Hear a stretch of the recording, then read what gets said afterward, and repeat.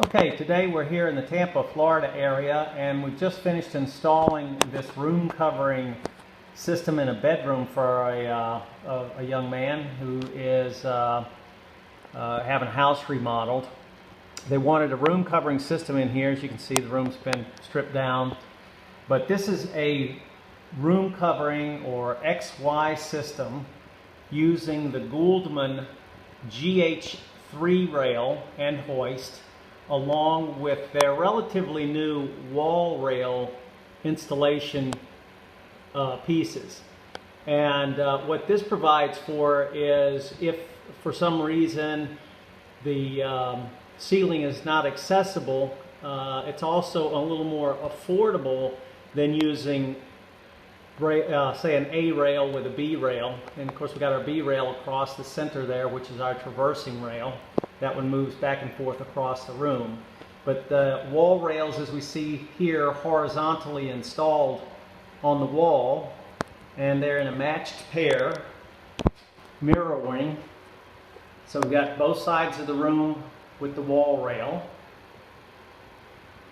And these are less expensive than buying A rail and installing them through the ceiling, like sometimes you see this style of installation. And obviously it makes the installation quicker because you don't have to access the attic.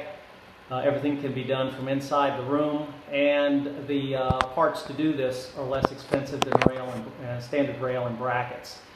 We could have gone all the way up to the ceiling on this, but in this case the homeowner wanted to install a ceiling fan, and so we've cheated down on this ceiling about 9 inches so that they can get a close to the ceiling, low profile ceiling fan installed. Now, just for a closer look on how this system goes together, behind this panel, what we see here is behind this panel, this is actually a decorative cover that goes over, but there are fasteners, a multitude of fasteners that go into the wall and actually hold this horizontal wall rail to the wall. The manufacturer specifications on this are approximately 550-pound load capacity. So for many residential installations, this would be an excellent choice. And then the hoist that was selected has a charge through hand control option on it. So what we have here we've got the horizontal wall rail, which is mounted to the wall.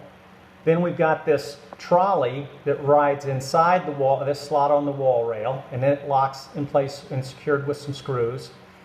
Then we have this arm that reaches inside of our B rail, and that's how this whole thing is assembled.